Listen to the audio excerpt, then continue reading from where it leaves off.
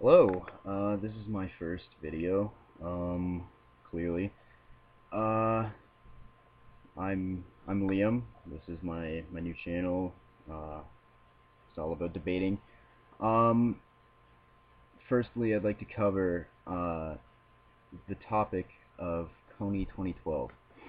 Now, Kony 2012 is he's a warlord in Uganda, which is just near Somalia in East Africa. Uh, he's apparently been at uh, these killings for fuck a long ass time. We'll just say a long ass time. It's really, I don't know. Um, so many people are making a huge deal out of this. Now, I'm not denouncing the fact that it's a big deal. I mean, he's killing children and making children soldiers, which I completely do not stand for. But people are saying we need to get involved. Can I just say that nobody gave a rat's ass about Uganda or any African country with something like this happening in the first damn place. All of a sudden they care just because the media presents it as a problem? Sounds kind of funny to me. I mean, are people weak-minded? Can they not think for themselves? Do they have to have the media tell them what's right and what's wrong, what they should do, what they should do about certain situations, things happening in the world? I mean, I guarantee half of you people that follow Kony aren't even aware of what's occurring in other countries around the world, such as Thailand. Um, what else? We got, well, just so many countries in Southeast Asia, the Middle East, um, namely Iraq and Afghanistan, because of the Taliban and Al Qaeda regimes in the country still. Um, Besides the point, this is happening so many places around the globe, and nobody cared until this Kony thing was presented. That has been going on since, I believe, 2006. Nobody cared, and it frustrates me that people all of a sudden care and they're like, "Oh, help the children, this and that." I fully agree, help the children, but the West shouldn't have to get involved. As always, we should not have to send our soldiers and spend our resources and our money to aid a country that's considered by the United Nations, which governs more than 130 countries in the world. Well, doesn't exactly govern, but kind of works in these countries, operates in these countries, and their mandates exist in these countries as law. Um, they, I don't know, these people that are calling for Kony don't seem to realize that Uganda is considered by the United Nations to be a safe country and a stable country with a very good government. If this government is so good, why can it not look after its own people? Why can it not take care of its own problems? Why should the United States or Canada or Great Britain or anybody in NATO or other United Nations countries um, need to intervene in yet another conflict between a government and a warlord? This happened in 1993 in Somalia. It's a rather famous event. Black Hawk Down. There's a film made about it. Um, I believe 23 or 24 American soldiers were killed, Army Rangers and Delta Force. Two Black Hawk helicopters get shot down, and the Somalian people, they're there to help, drag these soldiers' bodies through the streets. They cut them up, drag them through the streets like they're fucking nothing. Just tear them apart, treat them like shit. And then when Canadian paratroopers want to get revenge on well, I don't mean to say revenge, but payback for what happened to their comrades. If you were a soldier, you would understand. I mean, I'm not a soldier, obviously, but I understand uh, where they're coming from. If somebody was to come into your friend's home, for instance, and they kill and mutilate your friend and his family, you're going to want payback. You're not just going to sit there and be like, oh, this is okay, I'm cool with this. No, you're going to want payback, and that's exactly what the Canadian Airborne wanted. The Canadians captured 2 young Somalian men, tortured them, and killed them. Now, I don't agree with that. I absolutely do not agree with torture. I don't agree with what they did. But those are our soldiers, and they wanted payback. What happens?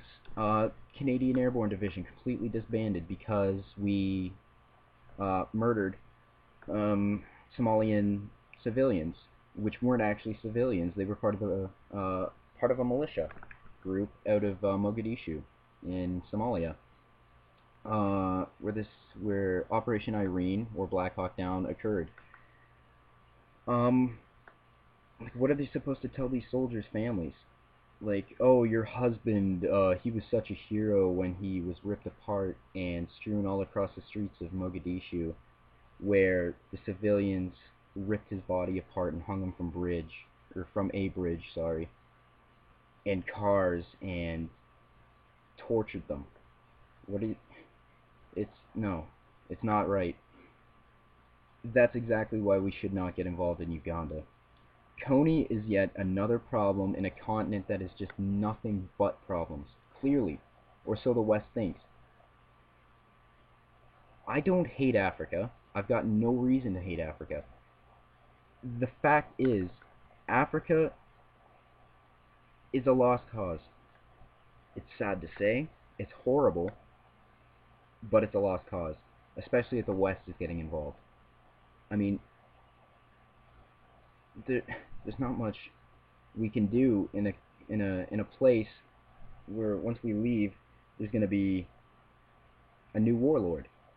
There's there's always going to be a black market in these countries. There's always going to be people buying like assault rifles, all sorts of weapons. Shit, it's not something we can stop. We'll stop it for fuck 7 months at most, because that's exactly what happened in Somalia. Stop it for a little while. Our troops will withdraw. Everything will be fine for several weeks. Then boom, everything goes right back to shit. Why? Because Africa's a lost cause. Kony 2012 is it's uh it's a scam, really. This man is asking for support to stop a warlord in Uganda, where no major country has taken interest in this topic, in helping this country, because they don't have the resources, the money, or the will to send soldiers to their deaths for a place that's already lost. Kony is just, like I said, another warlord that's just going to be replaced by another one. Many of you are going to say, oh, well, what about Bin Laden? What about him? Saddam Hussein? Well, that's completely different. See, Kony didn't directly assault a country in NATO or the United Nations, which are currently at war in the Middle East, in Afghanistan. Osama bin Laden was the leader of Al-Qaeda, and as far as I know, the Taliban also. He directed the assault on New York and West Virginia, Pennsylvania, Washington, D.C. 9/11 was him. That was obviously Osama bin Laden. Everybody knows that. But the thing is, he attacked America directly. Kony didn't. That's why we hunted down and slew him. Alright? Because, let's face it, Bin Laden was a piece of shit. Kony's a piece of shit too, but it's not directly affecting us, is it? I get that as a human being I should be compassionate and that I should understand the suffering of others. But when there's suffering that could be happening in our own country, and when by sending our soldiers somewhere we weaken our own country's protection and strength, and we waste our resources such as fuel and food, everything, money, for instance, it's not worth it. The war in the Middle East is completely different. See, Afghanistan and Iraq, obviously were because the UN ordered us to invade and occupy these nations to remove a terrorist government from control of these countries and to instate a democratic government, which is what the United States did in Iraq for some time, and which is what we have done in Afghanistan. Though it's a pretty corrupt government, like all, but this one's very much corrupt. If you guys keep up with the news, you'd know about all these soldiers that have been slaughtered on base by Afghani military officials, which were actually Taliban, uh, tricking Americans and Brits and what have you to get in behind their lines, get intelligence, and kill them. Uh, well, I guess I'm straying off of Coney. Coney is just, it's not it's not worth our time. It's not worth our resources. It's not worth anything. Anything that we have. I feel the utmost sorrow for these children that have to put on a uniform, a rifle, and go kill. Have to kill their family, have to kill people they care about, have to destroy the country they probably love. And no doubt they love it. I don't blame them. I mean, if my country was to be attacked, that's a different story. I'm a child also. I'm 15 years old. If I was to be attacked, if my Canadian soil was breached by an enemy army or foe of any kind, I would surely put on a uniform and I would surely grab a rifle and I would go out there and I would kick those fuckers' asses. Nobody's coming into my country and fucking doing anything. Nobody's disrespecting my land or my people. I won't stand for that. But that's also why we have adult soldiers here, not child soldiers. Coney's just a coward that can't can't find men to fight his battles. These young men, these young boys, I should say, are forced to kill at such a young age, and that's not right. I don't agree with that. But like I've said multiple times, I don't agree with intervening there.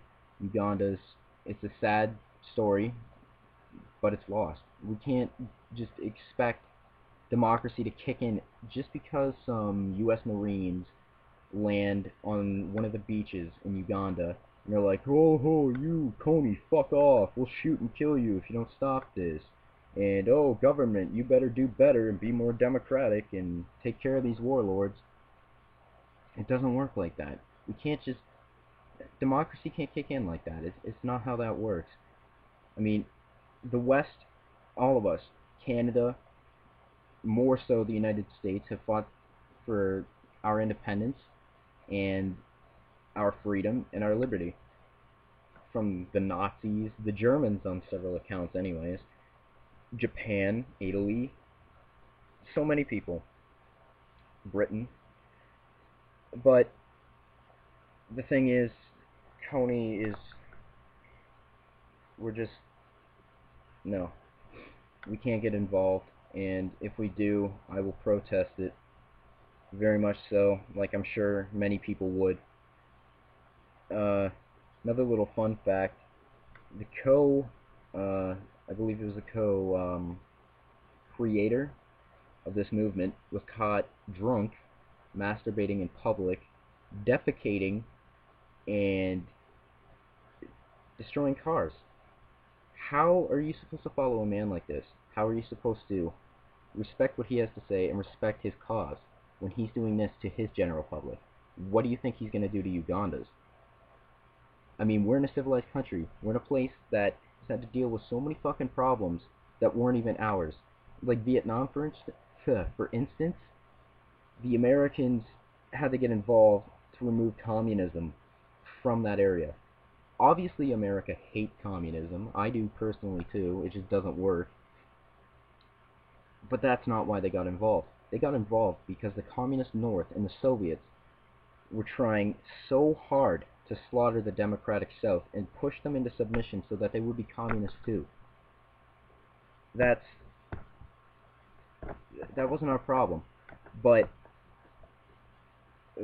we had to get involved because this was slaughter. Tony, yes, there's killing going on. It's a war in Uganda. There's a fucking huge war in Africa. Obviously, it's not its own country. It's a continent. That doesn't make any difference. There's conflict occurring there, and it's never gonna stop. That's just how it is.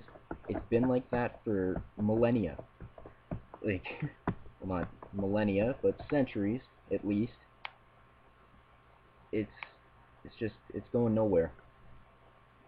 Africa's been really truly fucked since the Boer War.